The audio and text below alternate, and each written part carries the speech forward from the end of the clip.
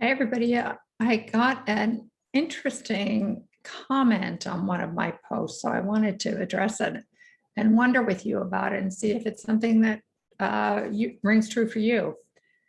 This person said, I'm curious about intellectual self-care. I sometimes find that the pursuit of learning new things actually burns me out. And maybe it's the same for all the areas, that there could be too much. I thought that was so intriguing. And I wondered about it. I wonder what your experience was. I'd love to hear. But I also was wondering, like, is there a place like when we try to do too much? Like one of the things we do in the Becoming Safely Embodied skills and the Safely Embodied Learning community is learn how to break things down into more manageable bits.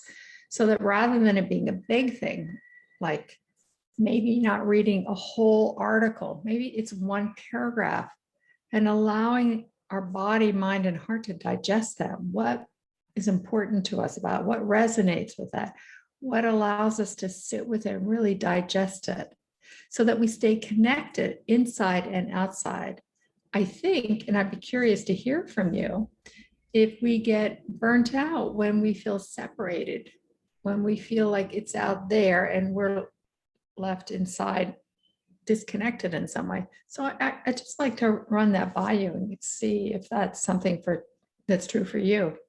There was also a little bit of other questions. Says, I also wonder where positive mindset tips into bypassing. This is another great question. I'm sure you can relate because I certainly can.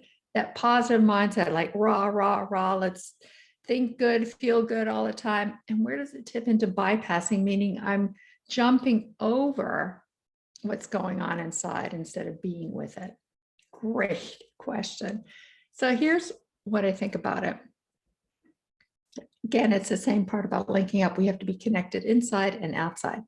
So if I feel rah, rah, rah, and I'm trying to think positive, happy thoughts, and inside I'm really depressed or triggered or upset, there's a big gap, isn't there, between here I am, I'm in a crummy place, and here's rah, rah, rah, rah, rah, positive mindset. So what's in between, and how do I shorten that gap? How do I make it so that it's an easy step? 1, 2, 3. Not always easy, but if I break it down into small bits, there's always a way. And this is really the bedrock of what we do in the Safely Embodied Learning community is how do I take that apart? Okay, here I'm in this crummy place. I want to get here. How do I get there? That's what the step-by-step process is. And you can break it down. It requires, here I am in a crummy place, but I want something. I need something. I'm trying to get to someplace. Rather than think it's all happy thoughts out there, what's a small next step I can take to get me there? And small next step out of that, the baby steps. It's also in the Becoming Safely Embodied skills book, so take a look at that. But it's finding the step-by-step process. Then it's not rah-rah, it's not bypassing, it's not jumping over anything. And when I lived at the ashram, we used to call it premature transcendence. It's just practicing, how do I make the next step and open to the next thing and open to the next thing.